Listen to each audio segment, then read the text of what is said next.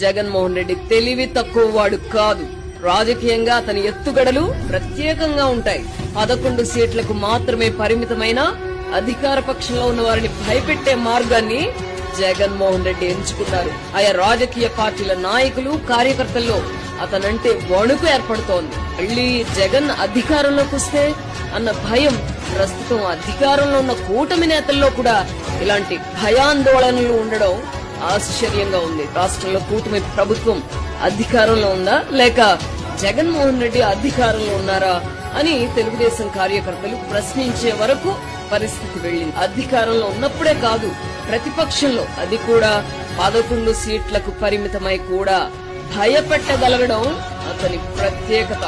చంద్రబాబు, లోకేష్, పవన్ కళ్యాణ్ వంటి వారిని మినహాయించి మిగతా నాయకులు ప్రస్తుతానికి అధికారం అనుభవిద్దాం, 2029 తర్వాత ఏం జరిగినా మనం సేఫ్ గా ఉందాం అన్న ధోరణిని అలవర్చుకుంటున్నారు.